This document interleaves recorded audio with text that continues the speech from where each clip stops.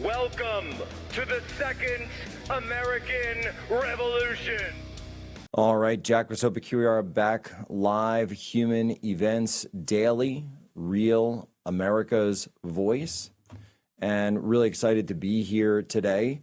And, everything that we're cutting down, this is going to be great. And so, folks, I want to tell you as well about our latest partner at Human Events Daily, and that is Steak and Shake. Somewhere along the way, we traded real flavor for seed oils and processed junk. Well, it's time to take back our kitchens, and Steak and Shake is here to help. We're introducing Steak and Shake's new 100% pure beef tallow. No chemicals, no fillers, just premium beef fat rendered the old-fashioned way, the way our grandparents cooked. Right now, they have two options to choose from, both at steakandshake.com. That's Steak and Shake with the letter N. There's their grass-fed beef tallow, only $9 a jar, and there's also their American Wagyu beef tallow, just $12 a jar with a rich, buttery taste. Or bundle them both together with $19.99 and revolutionize your cooking. Fry the crispiest fries, sear the perfect steak, roast vegetables, bursting with real flavor. And we all know, folks, Thanksgiving is coming up, so you want to get this stuff today. This is how food should taste, to bring tradition and taste back to your table with Steak and Shake beef tallow. Order now at steakandshake.com. That's steakandshake.com with the letter N. Conversation that we were attempting to have yesterday got cut short a little bit by President of the United States, but that is how it goes, and the First Lady of the United States. Rich Baris, the People's Pundit, joins us yet again. Rich, what's going on, man? Living the dream as always, my friend. How you doing? Doing well. So we've been, you and I have been chatting behind the scenes. We were looking at some of that stuff with the New Jersey race. We're looking at the president's numbers. We're talking about a lot of the polling that's sort of been up and down and all over the place right now. And I just wanted to get a gut sense. You've been out there. I've seen Rasmussen be out there. I want to get a gut sense from you. Where do you think? And as what did Charlie say to Tucker? Go Max. Go Max. Go Max. Where's Go the Max. president at right now? I listened to that video, by the way, and I laughed because, I'm sure you've heard Charlie say that too, right? Look, the president Rich. I was standing like 3 feet away from Charlie and Meghan and Tucker when I was like over with one of the producers. And he would do that too. I remember giving remarks at a Turning Point event after talking about election integrity. I'll never forget. That was the first one I ever gave. It's a pretty common. Max, Rich. It's a pretty common phrase. He always said that. He did. Yeah. Go Max. Go. Look, For me, it was usually go hard. He'd be like, hey, go hard. All right. Look, this is that version. The president is not in the same situation as Republicans, congressional Republicans, but he is at a crossroads. He's at a pivotal point where he needs to course correct in the message and in what people perceive his main focus and priority is.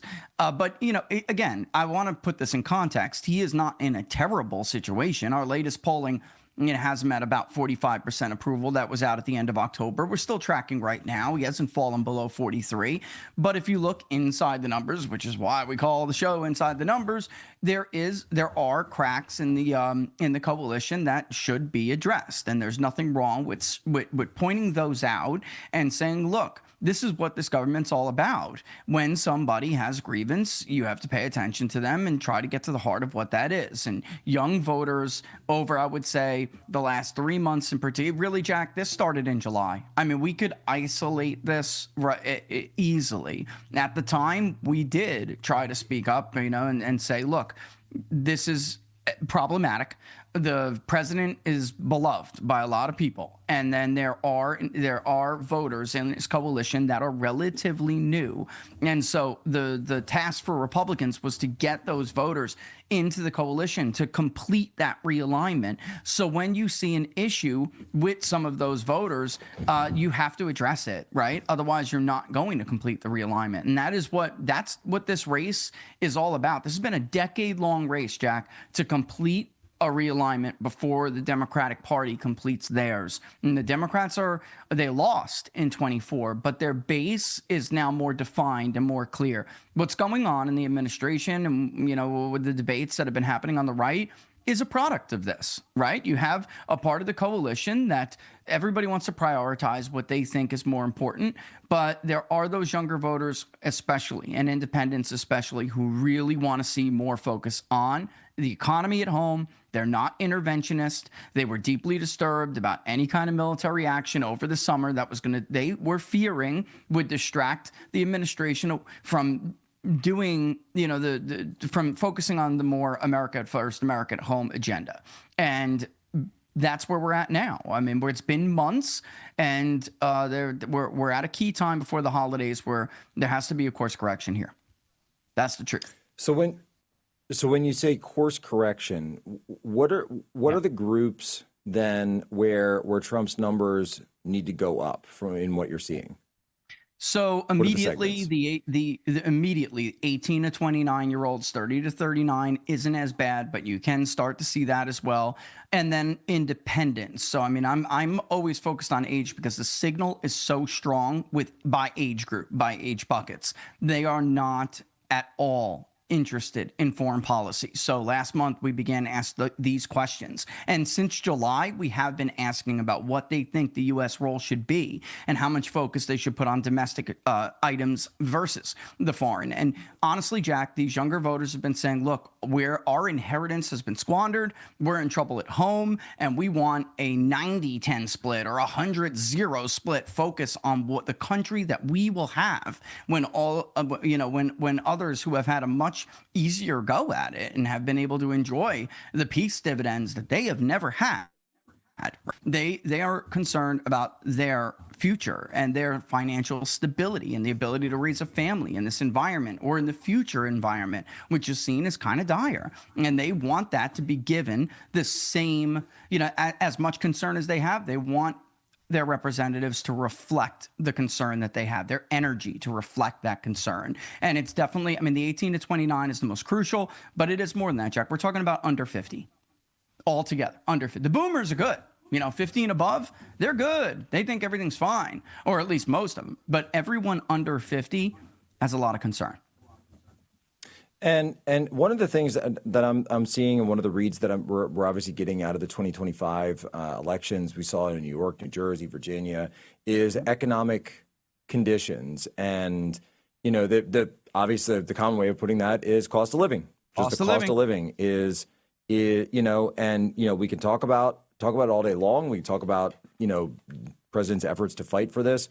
But it really does seem like when you go to these polls and when I talk to people, that they seem to be saying that the cost of living and the optics surrounding the prioritization of cost of living are something people are responding to. This is what I would tell the administration, is that sometimes it's not even what the achievements you're making or how the big beautiful bill had a lot of items in there directed at that, but it's the focus, it's the optics of it, right? And the overwhelming perception is that since July, particularly when first it was the Epstein stuff, and that caused a little bit of a shake, Jack, with younger voters, that made them very suspicious.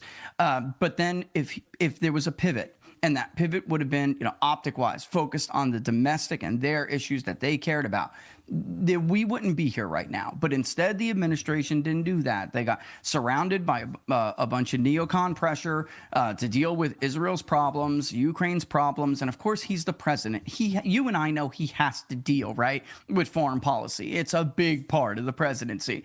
But it's about how much it looks like the president is concerned about that versus what they're concerned about at home. And honestly, anyone can go to the White House schedule and go look at the last 3 months, and you can't argue with the voters. They're right.